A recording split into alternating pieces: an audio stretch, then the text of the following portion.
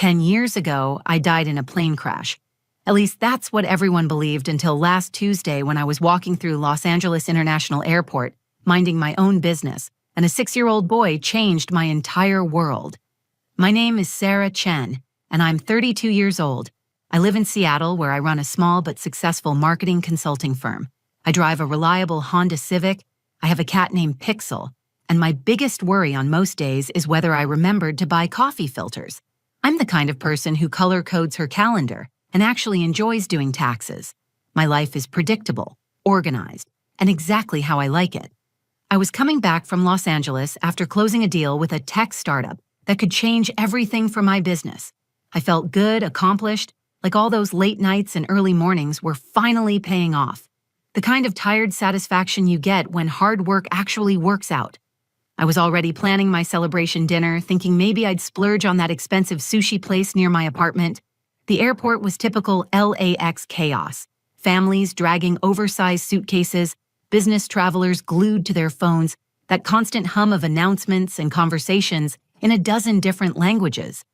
I was checking my phone for my Uber when I heard this little voice, scared and desperate, calling out for his mommy. That's when I saw him. This tiny boy with dark hair and the biggest brown eyes I've ever seen, standing in the middle of all these rushing people, like he was completely lost. He was maybe 6 years old, wearing a Spider-Man backpack that looked almost as big as he was, and he had that look kids get when they're trying really hard not to cry but failing. My heart broke a little. I've always been a sucker for kids in distress, even though I don't have any of my own. Something about their complete vulnerability just gets to me every time. So I walked over, thinking I'd help him find airport security, or maybe spot his parents in the crowd. But before I could say anything, this little boy looked up at me and his whole face lit up like Christmas morning. He ran straight to me, wrapped his arms around my legs, and said the words that would turn my entire life upside down. "Mommy, you're here. Daddy said you were coming back." I felt my heart skip, not from joy, but from confusion. I gently pulled back and knelt down to his level, giving him my warmest smile. "Sorry, buddy, I think you've got the wrong person. I'm not your mom. Are you lost? Let's find your daddy, okay?" But he shook his head with that stubborn certainty only children possess. "No, you're my mommy. Daddy showed me pictures. You have the same smile." Before I could process what he meant about pictures, I heard someone shouting, "Tommy!" A man came running through the crowd, panic written all over his face. He was tall, maybe late 30s, with the kind of desperate energy that only comes from a parent who's lost sight of their child in a crowded place. When he reached us, when he saw his son standing next to me, everything changed. The relief on his face shifted to something else entirely. Shock. Recognition. Something that looked almost like terror. He stopped running. He stopped moving altogether. He just stood there staring at me like he'd seen a ghost, and maybe he had. The color drained from his face. His mouth opened, but no words came out. Finally, in a whisper so quiet I almost didn't hear it over the airport noise, he said, "It can't be." I stood up slowly, still confused, but now genuinely concerned. This stranger was looking at me like he knew me, like seeing me was the most impossible thing in the world. There was something familiar about him, something that made my stomach flutter with recognition I couldn't quite place. "Do I know you?" I asked, because clearly I was missing something important here. His answer hit me like a physical blow, like someone had just knocked all the air out of my lungs. "Sarah Chen, you boarded Flight 611 to Bangkok 10 years ago. The plane crashed into the ocean 3 hours after takeoff. There were no survivors." The airport noise faded to a dull roar. My vision narrowed. Everything I thought I knew about my life, about who I was, about the last 10 years, suddenly felt like it was built on quicksand. Because I remembered that flight. I remembered buying that ticket. And I definitely remembered being alive for every single day since then. So how was I supposed to be dead? Let me back up and tell you about the life I thought I knew, the life I'd been living for the past 10 years while apparently being dead. I built my consulting firm from nothing. After college, I spent 3 years working for a soul-crushing corporate marketing department where I learned that my ideas were either stolen by my boss or buried in committee meetings. So I took every penny I'd saved, rented a tiny office space in Seattle's Capitol Hill neighborhood, and started Chen Marketing Solutions. It wasn't glamorous. For the first 2 years, I lived on ramen noodles and determination, working 18-hour days to prove that a 25-year-old with more ambition than experience could make it on her own. And I did make it. By 32, I had 12 employees, a client roster that included 3 major Seattle tech companies, and enough success that I could actually afford to live in the city I'd grown to love. My apartment overlooked Elliott Bay, and on clear days, I could see the Olympic Mountains. I had a routine that worked for me. Morning coffee at the same cafe on Pine Street, evening runs along the waterfront, weekend trips to Pike Place Market where I'd buy flowers for my kitchen table, even though no one else would see them. I liked my life. It was predictable, in the best possible way. I knew what to expect each day, and after years of uncertainty and financial stress, that predictability felt like luxury. The Los Angeles trip had been a big deal for me. Nexus Technologies was the kind of client that could change everything for my business. They were developing some kind of revolutionary app for small businesses, and they needed a complete marketing strategy from brand identity to launch campaign, the kind of project that could fund my expansion plans for the next 2 years. I'd spent 3 days in meetings, presentations, and strategy sessions. The Nexus team was young, brilliant, and demanding. They asked tough questions and pushed back on everything, which I actually loved. By the 3rd day, when their CEO shook my hand and said, "We're going to make this work, Sarah," I felt like I was floating. The flight back to Seattle was delayed by 2 hours, which normally would have annoyed me, but I was too excited to care. I used the time to update my business plan, calculating how much I could invest in new hires and better office space. I was thinking about calling my parents to share the good news, maybe even taking them out for dinner at that fancy restaurant my mom had been wanting to try. Walking through LAX, I felt like I was exactly where I was supposed to be in life. 32 years old, successful, independent, with a clear vision for my future. I wasn't married, didn't have kids, but that felt like a choice, rather than something missing. I dated occasionally, but I'd never met anyone who made me want to change my carefully constructed life. I remember thinking, as I waited for my ride, that this was what happiness felt like. Not the explosive kind you see in movies, but the quiet, steady kind that comes from building something meaningful with your own hands. The terminal was busy, but not overwhelming. I'd traveled enough for business that airports felt familiar rather than stressful. I found a spot near the pickup area where I could see the street and started scrolling through emails on my phone. My assistant had already scheduled 3 new client meetings for the following week. My biggest worry was whether I'd have time to grocery shop before my cupboards were completely bare. That's when I heard the crying. Not the dramatic sobbing of an adult having a breakdown, but the scared, confused crying of a child who doesn't understand why the world suddenly doesn't make sense. I looked up from my phone and saw this little boy standing about 20 feet away, turning in circles like he was looking for something or someone. He was small for what I guessed was 5 or 6 years old, with straight, dark hair that kept falling into his eyes. He wore jeans and a red t-shirt under a denim jacket that was too big for him, and he clutched a Spider-Man backpack like it was the only thing keeping him anchored to the world. His face was scrunched up in that way kids get when they're trying really hard to be brave, but failing. My heart did that thing it always does when I see a child in distress. I've never had kids of my own, but I've always had this protective instinct that kicks in automatically. Maybe it comes from being the oldest of 3 kids, or maybe it's just who I am, but I can't see a scared child without wanting to help. I put my phone away and started walking toward him, planning to ask if he was lost and help him find airport security or his parents. Simple, straightforward, the kind of small kindness that makes you feel good about yourself. I had no idea I was walking toward the moment that would destroy everything I thought I knew about my own existence. The moment I got close enough to speak to the little boy, everything changed in a way I still can't fully explain.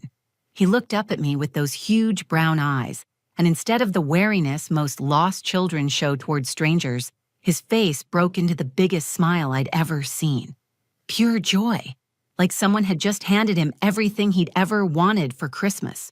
"Mommy," he shouted, launching himself at my legs with the complete trust only children possess. "You're here! Daddy said you were coming back." The collision knocked me off balance, both physically and emotionally. I felt his small arms wrap around my thighs, his face pressed against my hip, and this overwhelming wave of protectiveness washed over me. But underneath that was confusion, because this child clearly thought he knew me. I gently placed my hands on his shoulders and crouched down to his eye level, keeping my voice calm and warm. "Hey there, buddy. I think you might have me confused with someone else. I'm not your mommy, sweetheart. Are you lost? What's your name?"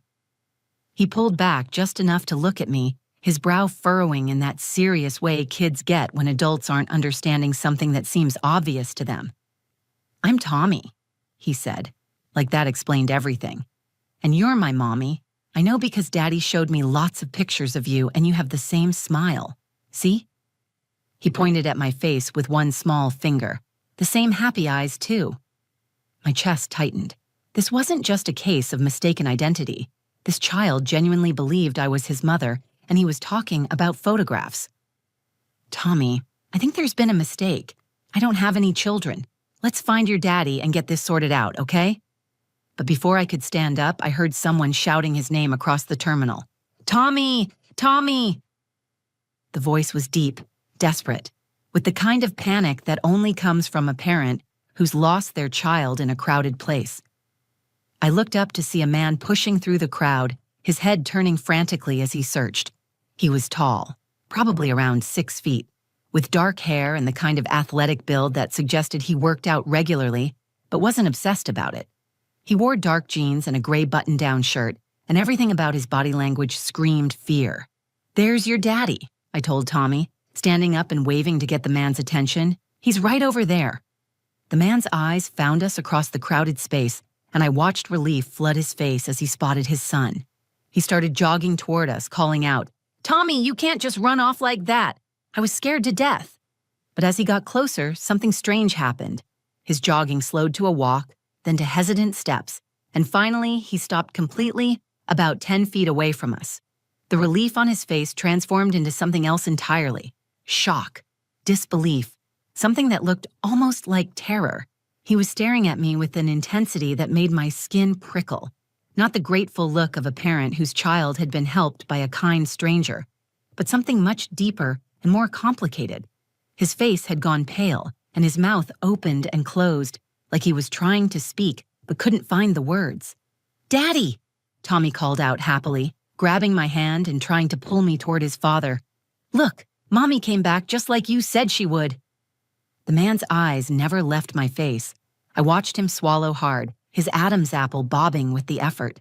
When he finally spoke, his voice was barely above a whisper, rough with emotion I couldn't identify. "It can't be." Those 3 words hit me like a physical blow.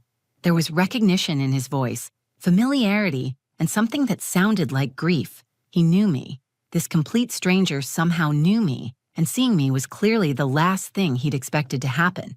I felt my heart rate pick up, that fight-or-flight response kicking in even though I didn't understand why. "I'm sorry," I said, trying to keep my voice steady. "Do I know you? Your son seems to think I'm his mother, but I think there's been some kind of mistake." The man took a shaky step closer, his eyes scanning my face like he was memorizing every detail. When he spoke again, his voice was stronger but filled with an emotion I couldn't name. "Sarah Chen," he said, and hearing my name from his lips sent a chill down my spine. "You boarded Flight 611 to Bangkok 10 years ago." My breath caught. I remembered that flight. I remembered buying that ticket, remembered the departure gate, remembered standing in line to board, but I also remembered the life I'd lived for the past 10 years, every day of it. "The plane crashed into the Pacific Ocean 3 hours after takeoff," he continued, his voice gaining strength even as his hands trembled slightly. 237 passengers, no survivors. I should know, because I've spent the last 10 years believing you were dead. The airport noise faded to white static. My vision narrowed until all I could see was this man's face, these impossible words hanging in the air between us. Because I definitely remembered that flight, and I definitely remembered being alive every single day since then. For a moment that felt like an eternity. I couldn't breathe. The words, Flight 611, echoed in my head, while everything around me seemed to tilt sideways. I could feel Tommy's small hand still gripping mine, could hear the normal sounds of the airport continuing around us, but it all felt like it was happening to someone else. "That's impossible," I said, my voice coming out smaller than I intended. "I'm standing right here. I've been alive for the past 10 years. I have a business, an apartment, a life in Seattle. I just closed the biggest deal of my career 3 days ago." The man, who still hadn't told me his name, was studying my face with an intensity that made me want to step back. But something about the pain in his eyes kept me rooted in place. This wasn't the look of someone trying to deceive me. This was the look of someone whose entire world had just been turned upside down. "I know this sounds crazy," he said, his voice steadier now but still thick with emotion. "But I was supposed to be on that flight with you. We were supposed to travel together. I had to cancel at the last minute because of a work emergency, and you decided to go alone. We had a fight about it. Oh, you said I always put work first, and maybe you were right." Fragments of memory started flickering at the edges of my consciousness. A face that looked younger, but unmistakably his. An argument in an airport coffee shop. The feeling of being disappointed but not surprised. But the memories felt distant, like watching someone else's home movies. "I need to sit down," I said, because my legs suddenly felt unsteady. "Daddy, why does Mommy look scared?" Tommy asked, his voice small and confused. "Did I do something wrong?" The man, who I was starting to realize might actually be someone from my past, knelt down and pulled his son close. "You didn't do anything wrong, buddy. Sometimes grown-ups have complicated things to figure out. Can you be patient while Mommy and I talk?" The way he said Mommy when referring to me sent another wave of disorientation through my system. But what struck me even more was how naturally Tommy accepted the explanation, how he seemed completely comfortable with the idea that I belonged in their family. "We need to go somewhere private," I said, making the first real decision since this surreal encounter began. "Away from all these people. I need answers, and your son doesn't need to hear whatever conversation we're about to have." He nodded immediately. "There's a quiet restaurant upstairs in Terminal 7. We can talk there." As we walked through the airport, Tommy chattering happily between us about his upcoming first-grade class and his new teacher, Mrs. Patterson, I found myself studying the man beside me. There was something achingly familiar about the way he moved, the way he absently ruffled his son's hair, the way he kept glancing at me like he was afraid I might disappear. "What's your name?" I asked as we found a table in the back corner of a nearly empty restaurant. "David Rodriguez," he said, and the name hit me like a physical punch. David. I knew that name. I knew that face. But the knowledge felt buried under layers of fog, like trying to remember a dream after waking up. "Can I see your phone?" I asked, surprising myself with how direct I sounded. "If you have pictures of us together, I want to see them." David hesitated for just a moment, then handed over his phone. "I should warn you, these are going to be hard to look at for both of us." I scrolled through his photo album, and there I was, younger, with longer hair and a different style, but unmistakably me. Pictures of us at restaurants, at the beach, at what looked like a family barbecue. In every photo, I looked happy in a way I couldn't remember feeling. There was one picture in particular that made my chest tight. Me wearing a simple diamond ring, laughing at something off camera while David looked at me with complete adoration. "We were engaged," he said quietly, watching my face as I stared at the photo.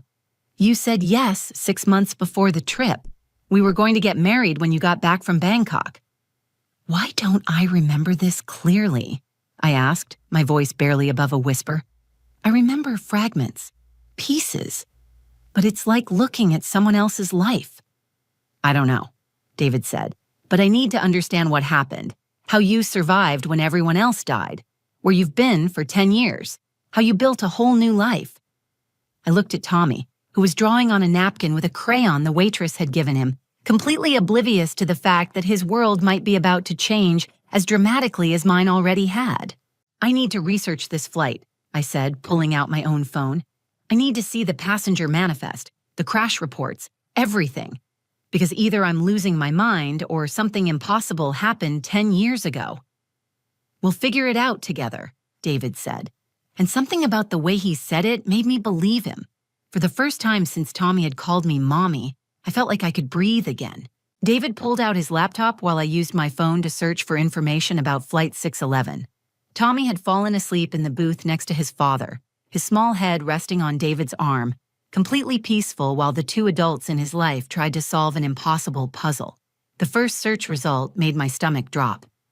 Pacific Airways Flight 611 crashes en route to Bangkok. 237 dead, no survivors. The headline was from the Seattle Times, dated exactly 10 years and 3 months ago. I clicked on the article with trembling fingers. The details were horrifying. The plane had encountered severe turbulence 3 hours into the flight and lost contact with air traffic control. Wreckage was found scattered across a 50-mile radius in the Pacific Ocean. The investigation concluded that a catastrophic structural failure had caused the aircraft to break apart mid-flight. No bodies were ever recovered due to the depth of the ocean and the condition of the wreckage. "Look at this," I whispered, showing David my screen. "They have a complete passenger manifest." We scrolled down together, and there it was. Row 27, Seat A, Sarah Chen. My name, my passport number, my emergency contact information. According to this official record, I had died 10 years ago along with 236 other people. "This doesn't make sense," I said, my voice shaking. "I remember buying this ticket. I remember going to the airport that day. But I also remember the last 10 years of my life. Every day, every decision, every moment that led me to where I am now." David was quiet for a long moment, staring at the screen. Then he started typing on his laptop. "I kept everything from that time," he said. "Articles, investigation reports, even your boarding pass stub that I found in your apartment when I was packing up your things." "You packed up my apartment?" "Your parents asked me to. They were too devastated to do it themselves." He paused in his typing and looked at me. "Sarah, your funeral had over 200 people. Your parents never got over losing you. Your mother still calls me every year on the anniversary." The weight of this revelation hit me like a physical blow. My parents thought I was dead. They had grieved for me, buried an empty coffin, spent 10 years mourning a daughter who was actually alive, and building a successful business 3 states away. "I need to call them," I said, reaching for my phone. "Wait," David said, catching my wrist gently. "Look at this first." He had pulled up what looked like an internal airline document, some kind of last-minute passenger change log. "I got this from a friend who worked for Pacific Airways back then. Look at the entry for your seat." The screen showed a notation. "Passenger change, 1645, S. Chen ticket transferred to E. Vasquez. Medical emergency documentation provided." I stared at the screen, and suddenly a memory surfaced with crystal clarity. The airport 10 years ago. A young woman, maybe 22 or 23, crying at the gate. She'd been speaking rapid Spanish into her phone, and I had caught enough to understand that her mother was dying in a hospital in Bangkok. "Elena Vasquez," I whispered. "Oh my God, I remember her." The memory came flooding back like a dam bursting. I had been having second thoughts about the trip, about running away from my problems with David, about leaving my life behind to teach English in Thailand. I was standing in line to board when I heard this young woman pleading with the gate agent, explaining that she had been trying to get home to see her dying mother but couldn't afford a ticket. "I gave her my ticket," I said, the words tumbling out as the memory became clearer. "She was so desperate, and I was having doubts about the whole trip anyway. I thought it was a sign. I gave her my boarding pass and my passport, told her to use my name. The gate agent didn't look too closely at the photo because we had similar coloring." David stared at me in amazement. "You gave away your seat to a stranger?" "She said her mother was dying. She'd been trying to get home for weeks but couldn't afford the flight. I had bought my ticket impulsively after our fight, and standing there, watching her cry, it felt like the universe was telling me something." I paused, the full weight of what had happened settling over me. "Elena Vasquez died using my identity. She died trying to get home to her mother. And you walked away from the airport and started over?" "Not exactly." More memories were surfacing now. After I gave her the ticket, I felt lost. I had quit my job, given up my apartment lease, told everyone I was leaving. I felt like I couldn't go back to my old life, but I also couldn't go forward with the new one. I spent that night in an airport hotel, and by morning I had decided to disappear completely, start fresh somewhere else. David was quiet for a long moment, processing this information. "You could have called me. You could have told me what happened." "I was angry at you," I admitted. "And I was young and stupid, and thought dramatic gestures were the same thing as real solutions. I moved to Seattle, got a fake ID, built a new life from scratch. While I spent 10 years believing you were dead. The pain in his voice was unmistakable, and I felt the full weight of what my decision had cost him, cost my parents, cost everyone who had loved me. "I'm so sorry," I said, tears finally starting to fall. "I had no idea what I was putting you through." The silence that followed my apology stretched between us like a chasm filled with 10 years of grief, missed opportunities, and the weight of choices that had changed everything. David was looking at me with an expression I couldn't read, while Tommy slept peacefully against his father's shoulder, unaware that the woman he had mistaken for his mother had just confessed to accidentally faking her own death. "I need to call my parents," I said finally, my voice barely steady. "They need to know I'm alive." David nodded slowly. "They moved to Arizona 5 years ago. Your mother said Seattle had too many memories. She couldn't walk past the coffee shop where you used to meet her for lunch without breaking down." Each detail hit me like a physical blow. My mother's favorite coffee shop, our monthly lunch dates, the life I had abandoned without considering the collateral damage. "What about my sister?" "My brother." "Amy lives in Portland now. She named her daughter Sarah after you. And Michael, he became a grief counselor. He said losing you made him want to help other families cope with sudden loss." I had to put my head in my hands. My siblings had restructured their entire lives around my death. Amy had honored my memory by naming her child after me. Michael had chosen a career path motivated by the trauma of losing his sister. The ripple effects of my thoughtless decision had shaped a decade of other people's lives. "I destroyed so many people," I whispered. "You made a choice," David said, his voice gentler than I deserved. "A young, impulsive choice that saved Elena's life and cost us all 10 years of grief. But Sarah, you also built something beautiful. You have a successful business. You've helped other companies grow. You've created jobs for people. That matters too." I looked up at him, surprised by the absence of anger in his voice. "How are you not furious with me?"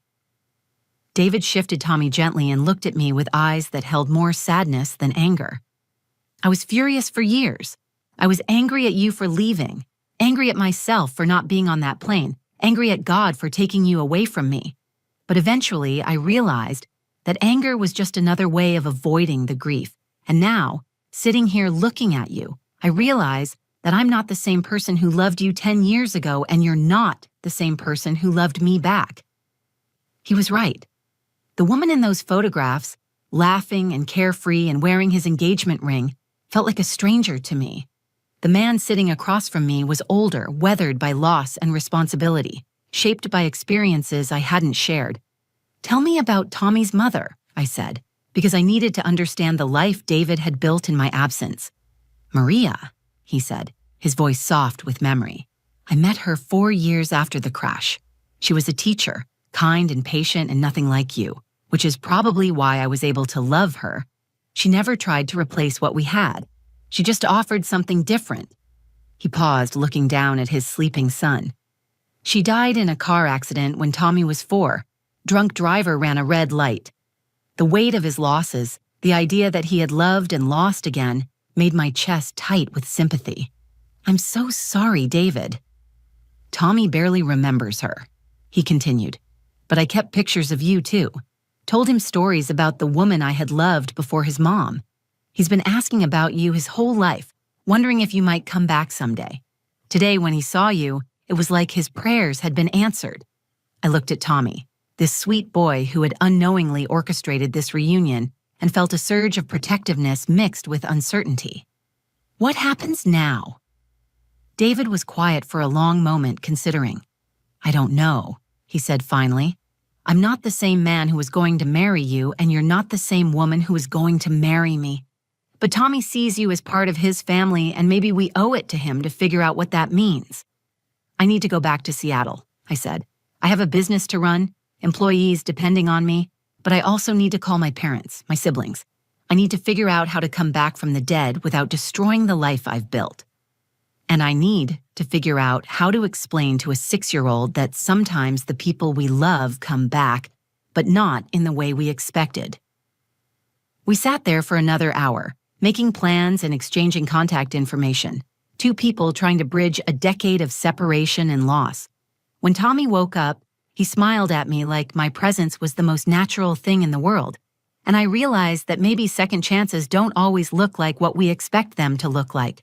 Sometimes they look like airport terminals and mistaken identity, and small boys who see love where adults see only complications. If this story moved you, if it made you think about the choices we make and the lives we touch, please share it with someone who needs to hear it.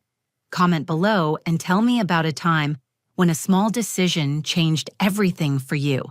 And if you want to hear more stories like this one, stories about love and loss and the unexpected ways our lives intersect, make sure to subscribe to this channel and hit that notification bell. Because sometimes the most extraordinary stories begin in the most ordinary places.